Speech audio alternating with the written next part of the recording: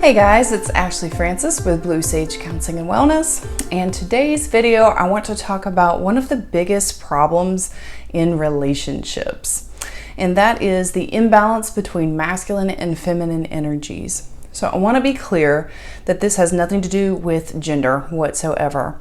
The idea is that each and every one of us has masculine and feminine energies inside of us at any given time. And problems start to arise when these types of energies are out of balance. They can be out of balance within ourselves, but they can most certainly be out of balance between ourselves and our partner. And when those balances get together, those imbalances get together, they can be cataclysmic. They can lead to conflict. They can, in worst cases, they can lead to divorces or breakups. So there are different levels of these types of imbalances that can come in the form of just simple disagreements. And then on the other end of things, it can be a sense of incompatibility. So first we want to talk about the masculine and the feminine energies. What's that all about? What do they consist of? How to tell when they're out of balance? And what is it that we can do to get them back into balance and start to make sense of things? So when we talk about masculine and feminine energies, this is actually borrowed from traditional Chinese medicine having to do with the yin and the yang.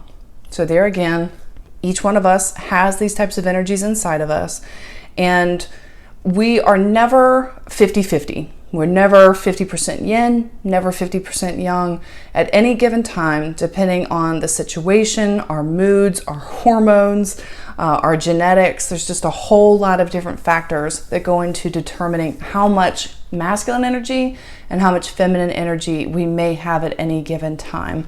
So the idea is to be able to identify how much of each energy do I have going on present with me right now. How much does my partner have?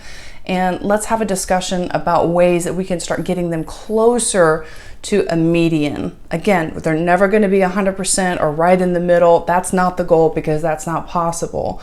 But the overall goal is to get as close as we can, or at the very least to balance these things out. So let's talk about what is meant by excess energy and deficient energy. So when there's excess energy, obviously that means that there is too much of the feminine or the masculine. And if there is a deficiency, then there is not enough of the feminine or the masculine energy. So I'm going to break down each of these four: excess feminine, deficient feminine, excess masculine, and deficient masculine, to be able to talk about these types of people or the types of modes that you might be in as you're experiencing each one of these. So keep in mind that any individual likely is going to subscribe to one of these four predominantly across the lifetime. It really is in line with our types of personalities. So this essentially is another way to look at the difference in personalities. But keep in mind, that's not tried and true. It doesn't mean that we don't have the ability to change based on our situations. Over time in life, our core values can change. So these things are not, they're not static, they can change. But it is another way to conceptualize it. So first, let's start with what is meant by the divine masculine, divine feminine, going back to traditional Chinese medicine. So the divine feminine is defined by the ability to receive. When we are in our most feminine energies, we are nurturing and we are receiving. When we are in our most masculine energy, we are giving, we are assertive, we're dominant. So when we're within the context of anytime we're talking about excess or deficient feminine energy, we're always talking about the ability to receive, or rather there is too much receiving going on and not enough focus on the giving. Whereas when we talk about the masculine, whether it's excess or deficient, we're still talking about over giving. They give too much but don't receive. And again, I want to emphasize one more time that this is not gender specific. It is about the energy that we are inhabiting at that time. So first, let's start with what is meant by excess feminine. So excess feminine is described to be the stillness. It's like nighttime. intuition, creativity, feeling, and the senses. This type of person has a tendency to feel it all. They're the bleeding hearts. They are often called needy or sensitive. They prefer more time alone. They identify largely with being introverted, needing a lot of time to recharge. The pros of being excess feminine is that this person tends to be more vulnerable. They're very authentic. They have integrity. They're honest. This person is just really safe to be around. You really enjoy being around this person because you feel very honored and accepted and understood.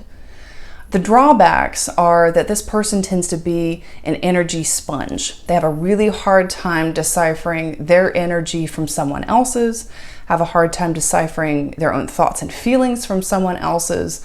So it can be a jumbled mess and can oftentimes be really, really overwhelming.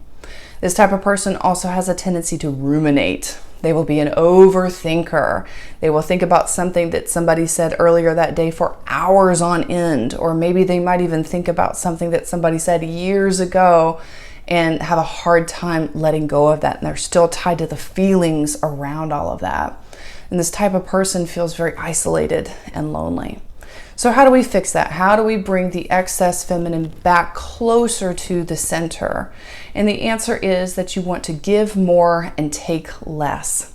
Volunteering is one of the best things that you can possibly do, because the idea with the excess feminine is that they are completely focused on themselves. They tend to be very self-absorbed in the emotional sense of the word, not in the character sense of the word. They're some of the most selfless people, but they just have a tendency to be really inwardly focused and have a tendency to shut out the world. So we want to do the exact opposite. We want to open the door to the rest of the world and start to put others first before ourselves, to be able to really soften that feminine energy and to strengthen more of that masculine energy to bring it back center.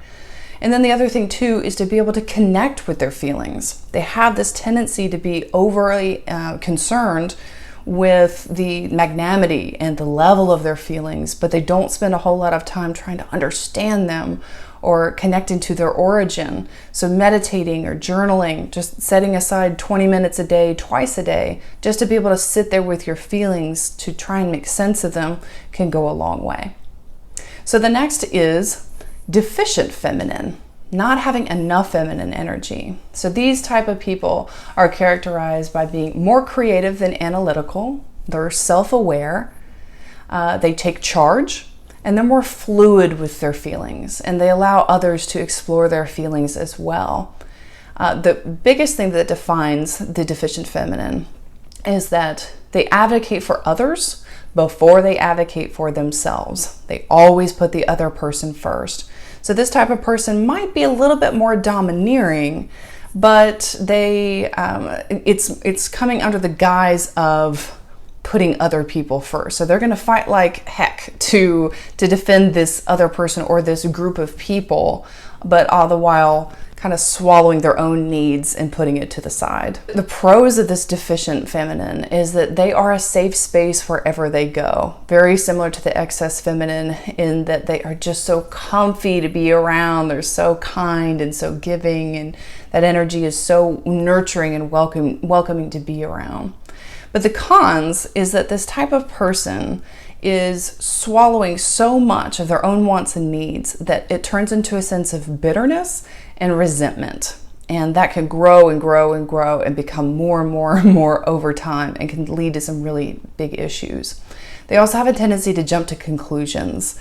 They tend to be quite impulsive and have a hard time seeing all sides of things. Really more concerned about what other people think and more trusting of their judgments than their own. And so they have a tendency to be kind of touchy around that because they don't really trust themselves. So the way to get past that is to be creative, but also to get something out of it. This person needs to have something to show for their creativity. When we're tapping into the creative sense, we're tapping really into that feminine energy.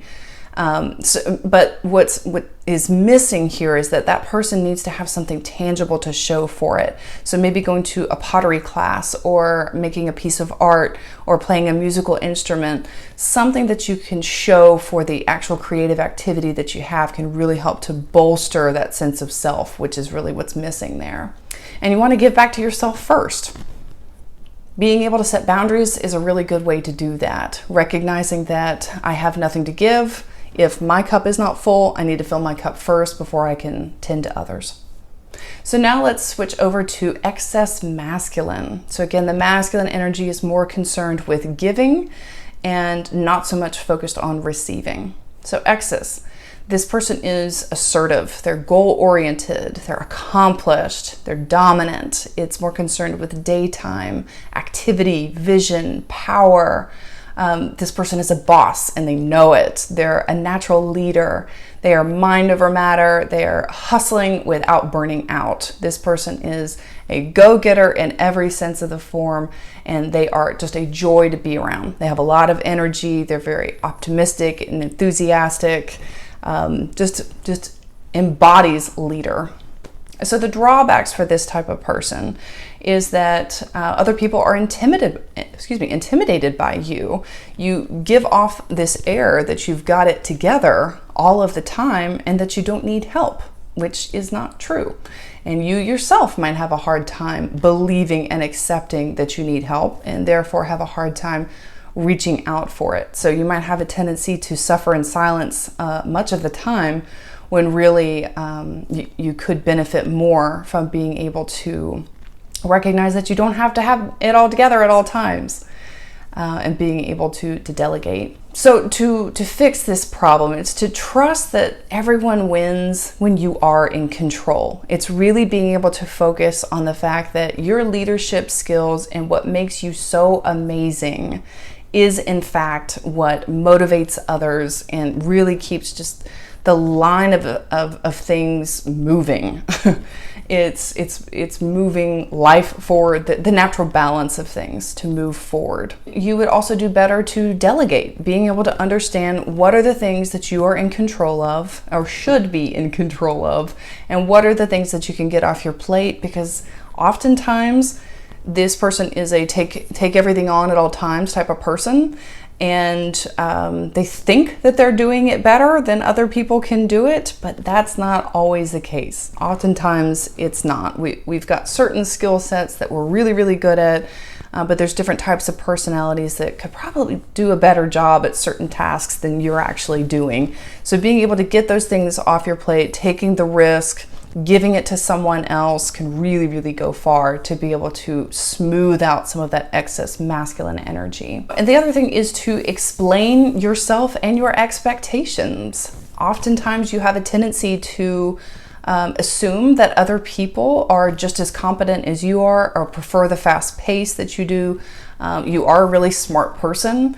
So being able to explain more about your tendencies, your personality attributes, and then your expectations to other people, being very clear about that versus just assuming that they already know the type of person you are and what your expectations are, can go really, really far. And just being able to give other people the benefit of the doubt, that just because they're not presenting as competent doesn't mean that they're not. You just need to dig a little bit deeper to find where their strengths are, because they are inevitably there. And last but not least, we have the deficient masculine energy. This person is extroverted and active, but they're also a little bit more purposeful with their energy and their time and their activities. They expect more out of life than most. They are open-minded, they're kind-hearted, they're very pragmatic, and they understand limitations. This is the type of person that loves stimulation, but finds that taking their time is of utmost importance. They don't really need to jump into decisions right away, and oftentimes they have a hard time being able to make decisions in general, which can lead them to be stagnant. But this type of person is very curious. They're the lifelong learner. They're always looking to grow.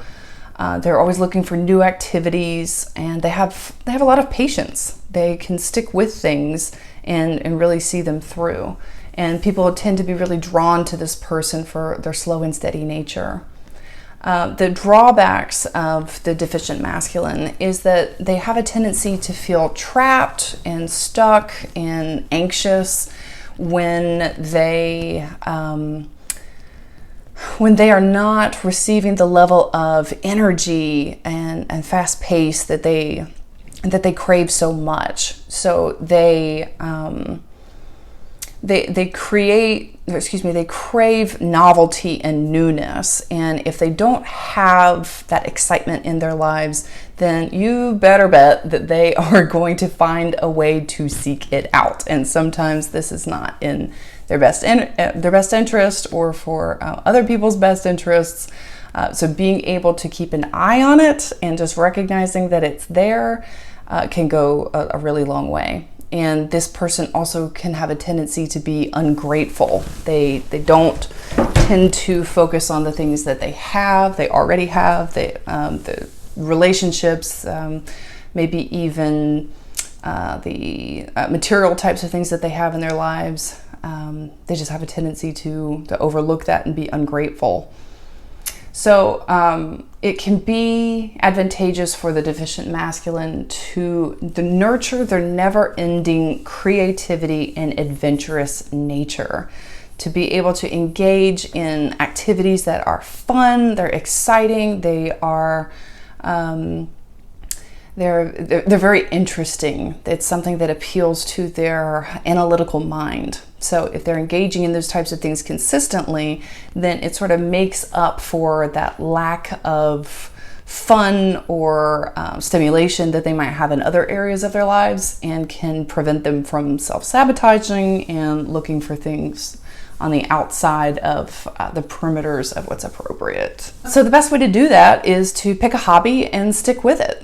This type of person has a tendency to kind of hop around from maybe this self-help book to another, or from this hobby to the next, and don't really stick with it. Or they do that and the flame just flickers and goes out too quickly, and they need something else to keep their attention. So it's a matter of having varied hobbies that they can stick with for a considerable amount of time, but making sure that they're doing that consistently. And another idea is to have a bucket list, so that you always have something that is fun and exciting and out of the ordinary, and it's something that you can plan on for the near future as well as the far future. So you have things that you're always looking forward to and working towards. So that is the 4 types of masculine and feminine energies. I hope this was helpful.